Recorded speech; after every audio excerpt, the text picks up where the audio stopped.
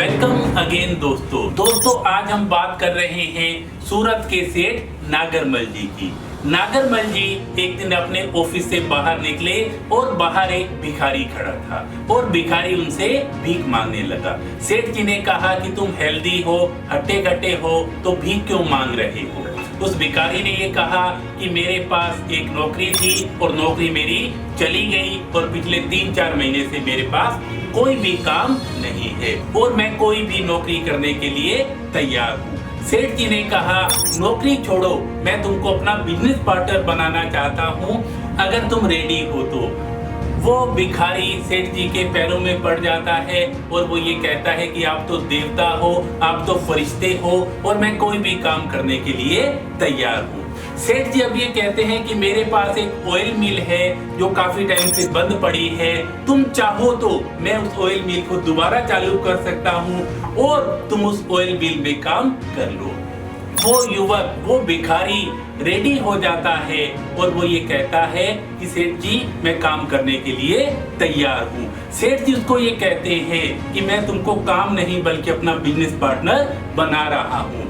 तो फिर वो भिखारी युवक पूछता है कि सर मेरा हिस्सा कितना होगा उसमें, और वो ये सोचता है कि शायद सेठ जी कहेंगे 60-40, लेकिन सेठ जी ये कहते हैं 90% तुम्हारा और 10% मेरा। और वो युवक भिखारी सेठ जी के पैरों में पड़ जाता है और वो ये कहता है कि आप तो इस धरती पे फरिश्ते हो और आप मुझे इतना अच्छा ऑफर दे रहे हो।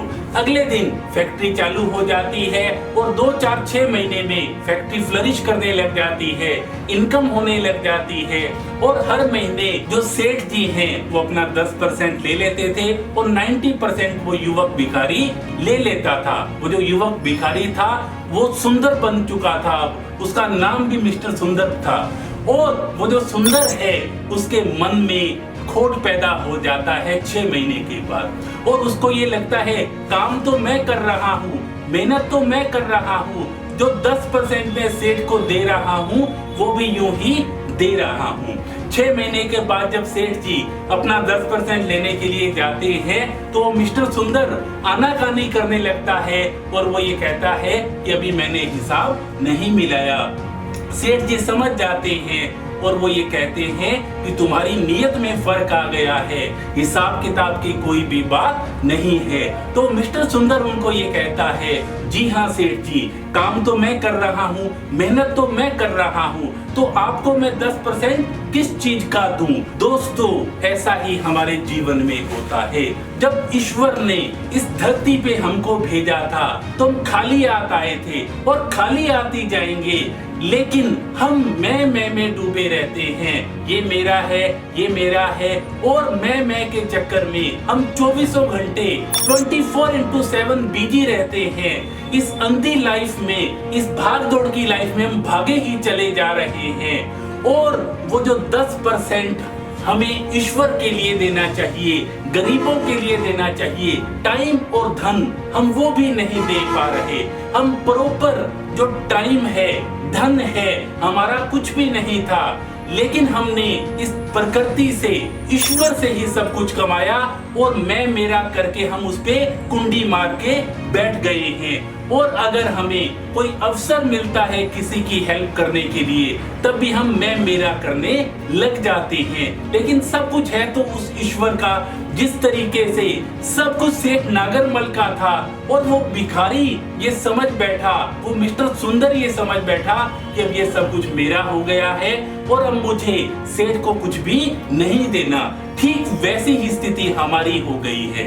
हम न तो किसी को अपना समय देना चाहते हैं और न ही धन देना चाहते हैं। तो दोस्तों अपनी जो मनस्थिति है उसे हमें बदलना होगा और जब भी आवश्यकता पड़े, जब भी सामने वाले को आपके समय की आवश्यकता पड़े, आपके धन की आवश्यकता पड़े, तब आप उदारता दिखाइए, दयालुता दिखाइए, क्योंकि जितना आप देंगे उससे कई गुना आपके पास लौट के आएगा। क्योंकि ये नेचर का एक नियम है।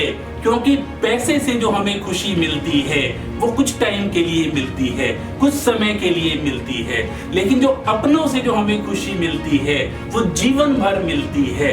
तो दोस्तों, अपनों को समय दीजिए, अपनों के साथ बने रहिए, तो जो समय और धन है वो भी आपका कई गुना हो जाएगा।